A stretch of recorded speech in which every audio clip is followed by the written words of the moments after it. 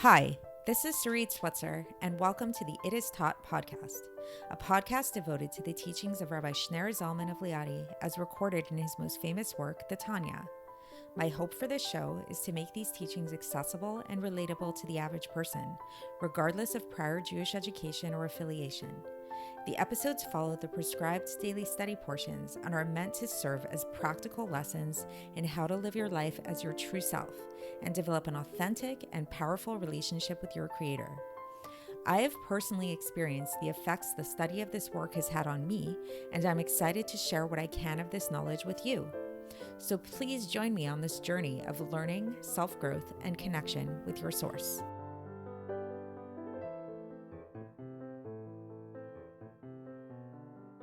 Hi, and welcome to the It Is Taught podcast. This is episode 232 for the 13th of Tammuz in a leap year. So imagine that you had this couple, and I apologize in advance if it sounds like I'm being stereotypical in any way of men or women. This is a theoretical couple. It's just an example, not anybody real or anybody that you know or anything like that. So imagine that you had this couple, and the husband was constantly messing up in terms of being reliable. He would often come late. Sometimes he wouldn't even show up. And whether it was for an appointment, for an anniversary, for a birthday, for whatever it is, he was just always working. And what he would do is he would send flowers to his wife in the hopes that this would make everything better. So imagine, or sometimes he would send chocolate, presents, things like that. So imagine, like, let's say it was like one certain evening and and it was actually their anniversary. And the wife prepared this beautiful meal to celebrate their anniversary. And she's waiting. It's like 6 p.m., 7 p.m. He doesn't show up. 8 p.m. she gets a knock at the door, and it's a messenger who sends flowers, and the flowers have a note in them that maybe says sorry, maybe not even, that just says, I'm at the office. I couldn't make it. It's so unfortunate. I had too much work to do, but here are some flowers. Hopefully this will make everything better. Hopefully you enjoy them. How do you think this wife would feel?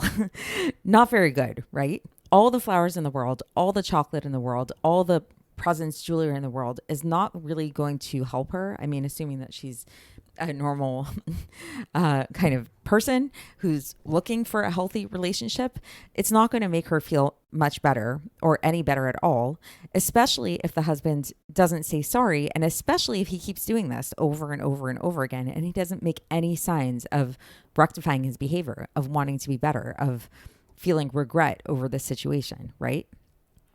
So this applies exactly to the realm of Teshuva. And this is something that we started talking about yesterday. We started talking about the idea that true Teshuva is really very simple. True Teshuva, true return to God, after a person messes up in some way, so to speak, after a person sins, does something that's against the will of God, if they want to restore themselves, they want to cleanse themselves of the blemish that they've affected upon themselves, really it's very simple. All they need to do is to stop doing this negative behavior and commit to being better in the future, to decide and make an affirmation that from now on, they are not going to do this bad thing anymore. They're going to be better, right? Just like all the woman really, really wants, she doesn't care about the flowers. She doesn't care about the chocolate. She doesn't care about these things. I mean, they're nice for sure, but really better than all of these things is she really just wants her husband to say, I'm so sorry. I messed up. I will not do it anymore. I'm going to take practical steps in order to be better at this, right? Nevertheless, let's pick another example of maybe the same couple. Maybe they did some couples therapy and they're working on their marriage and things are working out. And let's say the husband matured a little bit and he learns that, yes, I need to say sorry. Yes, I need to work on myself. I need to resolve to be better in the future. So imagine that he does all these things. This time he does the right things. He shows up late, but this time instead he does say sorry. This time he does say, I really regret this. I'm not going to do this anymore. I made sure to set a reminder on my phone. I told my secretary to set these appointments, just like their work appointments, they're set in stone for me. This isn't going to happen in the future. So imagine he does all those things. And then, okay, great. So that's really good. And then imagine that in addition to that, he also sends flowers or he also sends chocolate. That's kind of nice, right? It's not necessary, but it definitely is nice. So it's like, picture the woman accepting the apology without the flowers, and picture the woman accepting the apology with the flowers and the chocolate. In both situations, she's pretty happy, right? Like, she's happy that he apologized. She's happy that he acknowledged his wrongdoing. But in the situation where she gets the chocolate and the flowers together with the apology, it's a little bit nicer. She's going to be a little bit more welcoming to him, most likely, right? And it doesn't even matter so much if it's like the specific type of flowers that she likes, the specific type of chocolate that she likes. I mean, of course, those things make it even better, but it really shows that he made this effort. He really took it to that next level of he's not just acknowledged what he did wrong and wants to be better in the future, but he wants to restore himself into her good graces. He realizes that this might have been very painful for her to be sitting and waiting for him and not knowing where he was and being kind of feeling disrespected in this kind of way. And so she feels acknowledged, she feels taken care of, she feels like, oh wow, he really means it this time, and he really wants to be better. And she most likely, if she's a good wife, she will, accept him with welcome arms. So this is the topic of today. This is what we're going to be talking about. And we're going to translate this in terms of our relationship with God. And we're going to talk about what all of this means. So what do we mean by this? What are the chocolate and the flowers and all of that stuff when it comes to God? So back in the day, back when we had the Beit Hamikdash, it was actually very concrete. We used to bring very concrete presents to God. These were in the form of sacrifices. So we used to go to the temple after a person, God forbid, would violate one of the commandments, whether it was a positive commandment or a negative commandment, inadvertently or advertently, they would go to the temple and they would bring a sacrifice to God. They would prepare the sacrifice and give it over to the Kohen, and the Kohen would burn it on the altar. And this was considered to be like a present that you were giving to God. Now, to be clear, and this is something important to mention, this didn't absolve the person from doing Teshuva. This wasn't even considered to be part of the Teshuva process. This was just something that it was like a way to kind of appease God, but this didn't absolve the person from doing their own work, from doing their own internal work to really contemplate and meditate and really think about like what went wrong, where did they go wrong, how did they sin, how are they not going to do this in the future, like really do that process of actual Teshuva. And nowadays, we don't bring sacrifices, right? And so instead, what has been given instead of sacrifices, as we'll learn, is the idea of fasting. So fasting is a way that we can kind of appease God. So we spoke a little bit about this yesterday, about how often when we do like public fasts and things like that, we see like with the story of the fast of Esther, this is often a way to kind of like plead with God and to appease God, to nullify some kind of decree that's come upon us or upon our nation as a whole, God forbid, or that kind of thing. But as we said very clearly yesterday, fasting is not Teshuva. And people make this mistake. People think that fasting is Teshuva. So this reminded me of a Catholic lahavdil practice, something in the Catholic Church where people pay indulgences, they're called, where somebody does some kind of sin of some kind, then what they'll do is they can actually pay the church and give money to the church as a kind of way of like absolving them from their sin. So in Judaism, we don't believe in this. In Judaism, we don't believe that you can just like pay somebody off, that you can just like give somebody a gift or even fast and that like takes away your sin. You have to do the work. You have to actually go inside and you have to make that internal change and resolve and commitment to be better in the future. That's really what Teshuva is, as we keep saying. But nevertheless, we do know, as mentioned, that there is a place for gifts to God. There is a place for sacrifices. There is a place for fasting, all which fall into that same category. Because like, if you think about it, like when you fast, you're kind of sacrificing your own body, your own flesh to God, right? So there is this idea. So just like in the example that we gave of the husband and the wife, there is a place for him to give gifts to his wife. We're not saying that a husband should never give gifts to his wife. We're not saying that we should never give gifts to God, that we should never fast, that we should never have brought sacrifices. It's just that they have to be placed in the right way. And we have to understand what their purpose is.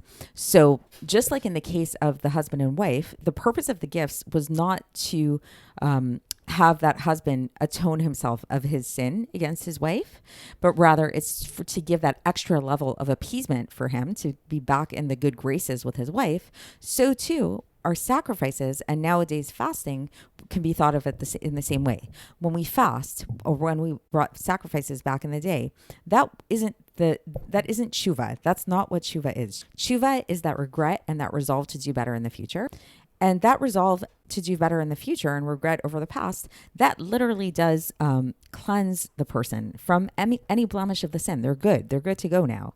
But then, even though they're good to go and they no longer have that like spiritual blemish upon them, if they really want to be back in God's graces, like in a favorable way, it's good for us to bring God some kind of present. So back in the day, that present was a sacrifice of some kind. And nowadays, it's fasting.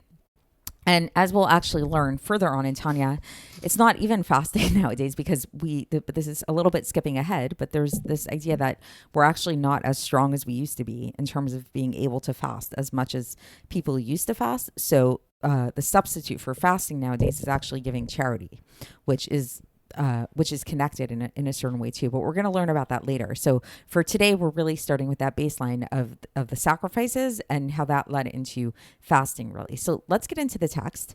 And for context, we are in Iggeres HaTeshuva, a relatively new sefer that we just started a couple days ago. And we're going to be learning the entirety of chapter 2 today of this sefer. So the Alter Rebbe begins, and he references back to the previous chapter, which talked about this idea that really emphasizing how fasting is not Teshuva. Teshuva, again, I keep repeating myself, but it's a very important point. Teshuva is really as simple as just regretting what you did and resolving to not do that thing in the future, that sin in the future. So the Alter Rebbe says now, beginning this chapter, he says that while this is true, this idea of what Teshuva is and what it's not, this has to do with atonement and forgiveness for sin, which has now been totally forgiven for the person on the fact that the person transgress the will of the king. And the fact that if a person really does this full teshuva, if they really have this really full resolve to be better in the future, to not sin in the future, then they are 100% forgiven, 100% atoned. And we don't remind them anything about this. Like there's no accusation mentioned against him at the day of judgment. So after a person passes away, they're not reminded about their sin because they did their due diligence and they really repented. And this true teshuva can actually absolve a person of having really any kind of trial, any kind of judgment in the next world. However, if a person wants to be acceptable before God and like beloved to God, just like he was before, like so that there aren't any bad feelings, and like to really give Hashem nachas, like to really make Hashem feel good, then for this, we would bring a korban olah. So a korban olah, or in English, we call it a burnt offering, was a certain type of offering that was brought in the Beis HaMikdash when we had the temple. And it was burnt in its entirety on the altar, which is what made it unique and different from some of the other sacrifices. But but basically, even for a very minor positive commandment that a person violated, like just if somebody neglected to do a very minor positive commandment, which was not punishable by execution or by death at the hands of the Beis Din, of the court, then even for these very minor kind of sins, we were required to bring a korban olah. As our sages of blessed memory taught in the Sefer Toras Kohanim, on the verse from Vayikra, and this is from Vayikra chapter 1, verse 4, where it says, "V'samach yado al rosh ha'olah v'nirtza lo lechaper alav," that you shall lay a hand upon the head of the burnt offering, that it may be acceptable in your behalf, in order to atone for you. So basically, the basic idea here is that the Alter was teaching us that the reason why we would bring this korban olah after committing some kind of sin is in order to like restore ourselves to the good graces for God. And then the Alter Rebbe goes on and he says that we also find in the Gemara, in the first chapter of Zvachim on page 7b, that an olah atones for a mitzvahs aseh, and it's a gift that is given after one did teshuva and after they've been forgiven for the sin. So basically, it's like the process again is that, let's say if somebody neglects to do some kind of positive commandment, first they do teshuva, and then after they do teshuva and after they're forgiven, then they bring that present. So again, to go back to that introductory example with the husband and wife, so if the husband should not just first buy the flowers for his wife. The correct proper procedure is for him to first say he's sorry, to first regret his mistake, tell her that he won't do it again, and how much and how he's resolving to be better in the future. Then he needs to wait for her to forgive him first. So it's not like, oh, she's not forgiving him, so let me just buy her the flowers anyways. Maybe that will convince her. No. He needs to keep working at it, keep apologizing, keep working on himself until she forgives him. And only after she forgives him, then the best thing to do is to buy her the flowers or the chocolate at that point. And so now the Alter Rebbe here brings his own examples, not the example of a husband and wife, but the example of somebody who displeases a king, a physical king. So imagine if somebody does something that displeases the king. So first they're going to want to make sure that the king, that they're forgiven by the king. Like, and they do this through different messengers and things like that. And after they know that they were forgiven by the king, then they will send a gift to the king. And why are they sending the gift to the king? Because it's in order to like restore himself into his good graces, so that the king will agree to see him again, to because it could be that even if the king like forgives him, there still might be some like bad feelings. Just like, again, in the case of the husband and wife, even though, okay, she forgives him, it's good, whatever, she might still be hurt. There might be a little bit of hurt lingering. So the gift is a way to kind of like restore those good graces, to erase that hurt as best possible, obviously, right? Okay, so now the Alter Rebbe here in brackets, he asks a question, or he answers a possible challenge that a person might have here. Is if you look at that verse about from Vayikra, it says v'niltzelo, that it will be acceptable to Hashem. It does say, the full verse says, and you shall lay a hand upon the head of the burnt offering, that it may be acceptable in your behalf, as a way of atoning for you. So the word atoning is there. So a person might think, wait a second, that sounds like this gift is atoning a person in some way. So what's that talking about? And so the Alter Rebbe explains, this is not the atonement of the soul, but rather it's an atonement before God, so that God will have a good feeling to restore those good graces with a person to God. So we're atoning our relationship with God. It's not that we're atoning our souls. That's what Teshuva does. So Teshuva atones the blemish that's on your soul. But then this sacrifice is a way of atoning the relationship, making there be no hard feelings, as is explained in the Gemara there, says the Alter Rebbe. And also, as is written, and this is a verse from Vayikra, chapter 22, verse 21, where it says, Tamim yeh leratzon, meaning that it shall be perfect so that it be acceptable, that the sacrifice needs to be perfect in order for it to be acceptable. So it's all about being acceptable before God. It's not about like erasing the blemish in our souls, because that's been taken care of already through our Teshuva process. And now the Alter Rebbe goes on and he says that we don't have sacrifices nowadays. So what do we do instead of sacrifices nowadays in order to bring back this like good graces with God, to make ourselves be like desirable to God? We have fasting, and fasting takes the place of the sacrifices, as it is written in the Gemara, and this is taken from Brachos, page 17a, where it says, that may my loss of fat and blood be regarded as though I had offered it to you as a sacrifice on the altar. So like literally when you're fasting, you're really giving your blood, your flesh is really, you're giving it over to God. So it's very similar to a sacrifice in this way. And so this is why we see that many Tanaim and Amoraim, different Talmudic sages, that they would fast even for very minute kind of things. And they would actually fast a lot for this. So they really, this was why they were fasting. It was in order to, this was their way of giving a present to God, to restore themselves to the good graces. And then the Alter Rebbe gives a couple of examples here. One example, or he gives three examples actually. The first example is from the Talmud Yerushalmi in Beitza 2:8, where Rabbi Elazar ben Azariah, so he held that he permitted the idea, it's a very obscure kind of example, but this is what the Alter brings. So he permitted that a cow can go out on Shabbos wearing its strap between its horns, whereas his colleagues said this is not allowed. And one day, one of the neighbor's cows went out with its strap between its horns, which is what Rabbi Elazar ben Azariah said was okay. And Rabbi Elazar ben Azariah didn't protest because he felt like it was okay.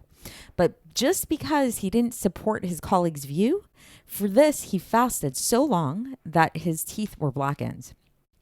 So it's like such a minute thing that like maybe possibly, like he just, because even though he felt that the person, the cow wasn't doing anything wrong and was totally fine, because he wasn't supporting the view of the majority of his colleagues, then he fasted for this. And we also see in the case of Rabbi Yoshua, and this is taken from Masachet Chagiga, page 22b, that he said, Bosheni midivrechem Beit Shammai, that I am ashamed of your words, Beit Shammai. So it's like he kind of didn't speak so nicely to Beit Shammai. For this too, he also got black teeth. His teeth blackened through so many fasts that he did. Then another example that the Alter Rebbe gives, this is from Moed Katan, page 25a, where we see that Rav Huna, one day, his tefillin strap turned over. Like it just turned over, the tefillin strap. So it was on backwards. And for this, he fasted 50 fasts. And there are so many instances like this recorded amongst the sages. So we see that there's this strong basis for fasting. And again, fasting is not teshuva per se, but it's a way of after you did teshuva and after you regretted the sin and you hopefully were forgiven by God, it's a way of restoring your good graces to God. And the Arizal taught his students, according to the Chochmat HaEmet, it's called, according to the Kabbalah, different numbers of fasts for all kinds of different sins and violations. So he actually made this into like kind of like a science of like, he sort of taught his students how many fasts you should do for different kinds of sins. Even if these sins were not so severe that they fell into the category of punishment by excision or death by the hands of heavens or anything like that. So, for example, these are some examples that the Alter Rebbe gives. So, for anger, for example, the Arizal prescribed 151 fasts. And then even for rabbinical prohibitions. So like, for example, like drinking the wine of non-Jews, like there's an idea that you can't drink wine that was touched or poured or moved by a non-Jew. So for that, said the Arizal, that a person needs to fast 73 fasts. And there are other examples like this too, or also for neglecting a positive rabbinical commandment. So for example, prayer, like let's say if a person forgets to pray or doesn't pray, like for whatever reason, for this, they need to fast 61 fasts. So as a general rule, says the Alter Rebbe, the secret of fasting is a very great, wondrous mystery in order to reveal the supernal will of God. So there's something very powerful about fasting. So even though fasting, as we learned yesterday, is not the category, it's not, we can't define it as being part of teshuva. Nevertheless, there's something very, very, very powerful about fasting, and it's similar. The power of a fast is similar to that of a sacrifice. About which what is said about a sacrifice, and this is from Vayikra chapter 1 verse 13. It says that this is a pleasing aroma to God, and also in Yeshayahu we also see in chapter 58 verse 5 where it says Halezeh tikrat tzom b'yom ratzon Hashem, which literally means, do you call this a fast and a day desirable to God? So meaning to say that that an acceptable fast is considered to be a desirable day. So there's something about fasting, which is similar to a sacrifice like we used to give in the temple, that really is very desirous to God. There's something very, very, very powerful about it. So that's the end of the section. And so just to kind of bring it all together. So once again, and I might sound very repetitive, but it's just to bring the point home.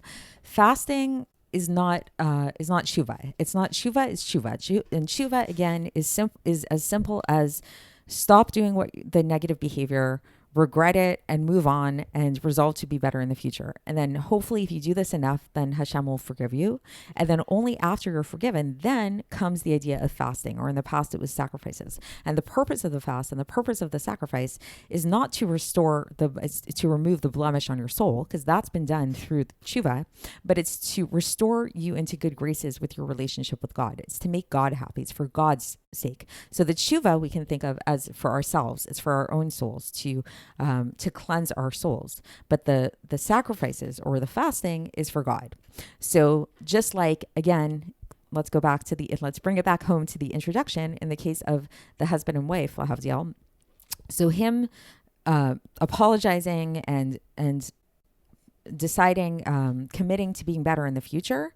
So while yes, that's going to make his wife happy, obviously, it's really more about him. It's really more about him correcting himself and refining himself, versus then after he's done that and after his wife sees that he's changed, she's really changed and he really resolved to be better in the future, then he can bring her a present of some sort. And that's not really for him. That's the present, the flowers, the chocolate, whatever, that's not going to make him necessarily into a better person or make him be more reliable, but it is going to make her happy. It's going to make her feel better about the whole situation.